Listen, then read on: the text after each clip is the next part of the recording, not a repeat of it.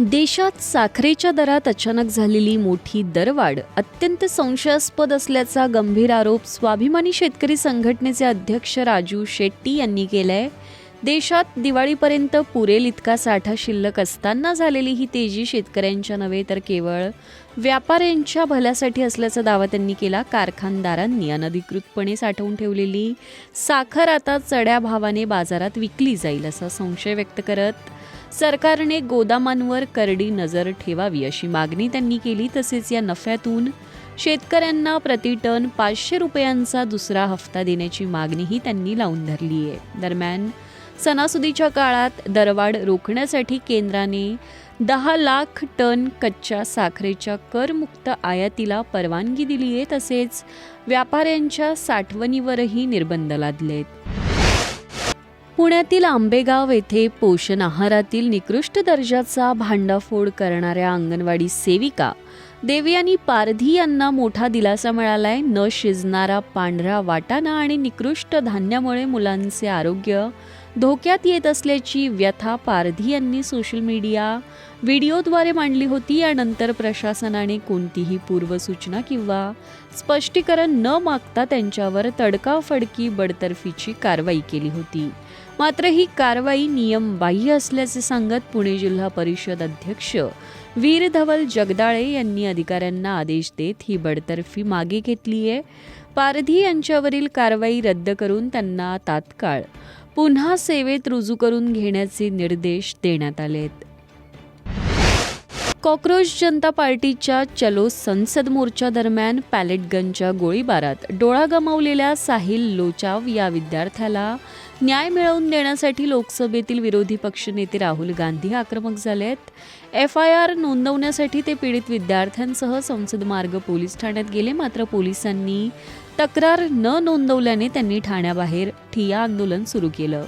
दरम्यान राहुल गांधींनी संसदेतही हा मुद्दा लावून धरत गृहमंत्री अमित शहा यांच्यावर थेट आरोप केले. आंदोलनादरम्यान पोलिसांच्या गोळीबारात नजफगडच्या 19 वर्षीय साहिलच्या उजव्या डोळ्याची दृष्टी जवळपास गेली असून या गंभीर घटनेवरून विरोधकांनी सरकारला घेरले. राजस्थानच्या बगरूममध्ये एका मोडकळीस आलेल्या शाळेची पाहणी करण्यासाठी गेलेले कॉक्रोच जनता पार्टीचे सहसंयोजक आशुतोष रांका आणि त्यांच्या कार्यकर्त्यांवर ग्रामस्थांनी हल्ला केला. स्कूल ठीक करो अभियानाअंतर्गत ही टीम पाहणीसाठी पोहोचली असता ग्रामस्थांशी जोरदार वाद झाला आणि त्याचे रूपांतर हाणामारीत झाले. जमावाने CJP कार्यकर्त्यांना पळवून लावत त्यांच्या वाहनांची तोडफोड केली आणि महिला कार्यकर्त्यांशी गैरवर्तन केलं. ही शाळा म्हशींच्या गोठ्यात भरवली जात असल्याचा दावा रांका यांनी केला. या हल्ल्यानंतर संतप्त झालेल्या रांका यांनी शिक्षण मंत्री मदन दिलावर यांना 48 तासात आरोपींना अटक करण्याचा अल्टिमेटम दिला असून राजीनाम्याचीही मागणी केली आहे. तर अभिजित दिपके यांनी भाजपच्या गुंडांनी हा हल्ला केल्याचं म्हटलंय. पाकिस्तानचे माजी पंतप्रधान इम्रान खान यांना वैद्यकीय तपासणीसाठी इस्लामाबादच्या शिफा रुग्णालयात आणताच हाय व्होल्टेज ड्रामा पाहायला मिळाला. रुग्णालयातील दिवे बंद करून कर्मचाऱ्यांचे मोबाईल जप्त करण्यात आले आणि माध्यमांनाही बाहेर काढलं. 6 डॉक्टरांच्या पथकाने तपासणी करून प्रकृती स्थिर असल्याचे सांगताच मध्यरात्रीच त्यांची पुन्हा अदियाला जेलमध्ये रवानगी करण्यात आली. दुसरीकडे वकिलांना भेटू न दिल्याने प्रशासनावर आरोप होत आहेत. तर सरकारने त्यांना खासगी रुग्णालयात ठेवण्याच्या सर्वोच्च न्यायालयाच्या आदेशाविरोधात याचिका दाखल केली आहे. 73 वर्षीय इम्रान खान ऑगस्ट 2023 पासून तुरुंगात आहेत. सोशल मीडिया प्लॅटफॉर्म इंस्टाग्रामवर आता युजर्सना आपली पोस्ट किंवा रील आधीच स्केड्यूल करता येणार आहे. विशेषतः कंटेंट क्रिएटर्स आणि व्यावसायिकांसाठी हे फीचर अत्यंत फायदेशीर ठरणार असून त्यांना ठरलेल्या वेळेवर ऑनलाईन येण्याची अजिबात चिंता राहणार नाही. पब्लिक अकाउंट असलेले युजर्स दररोज 25 पोस्ट्स तब्बल 30 दिवस आधीपर्यंत स्केड्यूल करू शकतात. यासाठी पोस्ट किंवा रील तयार करून एडिट केल्यावर मोर ऑप्शन्समध्ये जावे आणि स्केड्यूल हा पर्याय सुरू करून हवी असलेली तारीख आणि वेळ निवडावी. यानंतर ठरलेल्या वेळेत पोस्ट आपोआप शेअर होईल, ज्यामुळे क्रिएटर्सचा दैनंदिन वेळ मोठ्या प्रमाणात वाचणार आहे. रिझर्व्ह बँकेने देशभरातील बँक ग्राहकांना बनावट KYC घोटाळ्याबाबत सतर्कतेचा इशारा दिलाय. सायबर भामटे व्हॉट्सअप आणि मेसेजेसद्वारे बँक खाते तात्काळ बंद होण्याची खोटी भीती दाखवून नागरिकांची फसवणूक करतायत. मेसेजमधील संशयास्पद लिंकवर क्लिक करताच किंवा अनोळखी APK फाईल डाउनलोड करताच ग्राहकांचा फोन हॅक करून खात्यातील आयुष्यभराची कमाई क्षणात लंपास केली जाते. कोणतीही बँक अशा प्रकारे मेसेज पाठवून खातं ब्लॉक करत नाही, असं स्पष्ट करत RBIने ग्राहकांना घाबरून न जाता कोणत्याही लिंकवर क्लिक न करण्याचा तसेच OTP आणि पिन कोणाशीही शेअर न करण्याचा सल्ला दिला.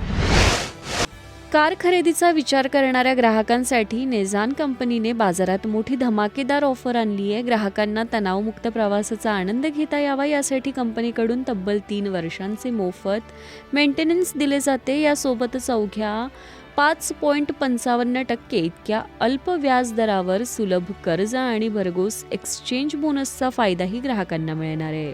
निझानची लोकप्रिय मॅग्नाइट कार अवघ्या 5.68 लाख रुपयांपासून तर ग्रॅव्हाइट 5.73 लाख रुपयांच्या आकर्षक सुरुवातीच्या किमतीत उपलब्ध झाली आहे. कारप्रेमींसाठी ही सुवर्ण संधी असून या शानदार ऑफरचा लाभ घेण्यासाठी ग्राहकांनी आजच आपल्या जवळच्या अधिकृत निझान डीलरशिपला भेट द्यावी.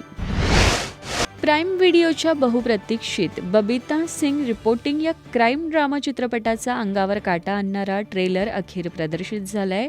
या चित्रपटात अभिनेत्री निमिषा सजयन, वरुण सोबती आणि अंशुमन पुष्कर मुख्य भूमिकेत चमकणार आहेत. कथानकात एका छोट्या शहरातील निलंबित पोलीस अधिकारी बबिता तिच्या बालपणीच्या मित्राच्या संशयास्पद हत्येचा छडा लावताना दिसते. ही केवळ एका गुन्ह्याची कथा नसून गुंतागुंतीचे कौटुंबिक संबंध आणि स्वतःचा शोध घेणाऱ्या एका महिलेचा भावनिक प्रवास आहे. MBA पंडित दिग्दर्शित हा थरारक चित्रपट येत्या 28 ऑगस्टपासून जगभरात प्राईम व्हिडिओवर प्रदर्शित होणार आहे. पाकिस्तान विरुद्ध हेडिंग्ले कसोटीत इंग्लंडचा कर्णधार जो रूटने 66 धावांची शानदार खेळी करत इतिहास रचला. या खेळीसह रूटने कसोटी क्रिकेटमध्ये सर्वाधिक अर्धशतके झळकावण्याच्या सचिन तेंडुलकरच्या वर्ल्ड रेकॉर्डशी बरोबरी केली. सचिनने 200 सामन्यात 68 अर्धशतके केली होती तर रूटने 167व्या कसोटीत ही कामगिरी केली. आता सचिनचा हा विक्रम मोडण्यासाठी रूटला अवघ्या एका अर्धशतकाची गरज आहे. याशिवाय कर्णधार म्हणून 42वे अर्धशतक ठोकत त्याने क्लाइव्ह लॉईडला मागे टाकून टॉप 5 मध्ये प्रवेश केलाय.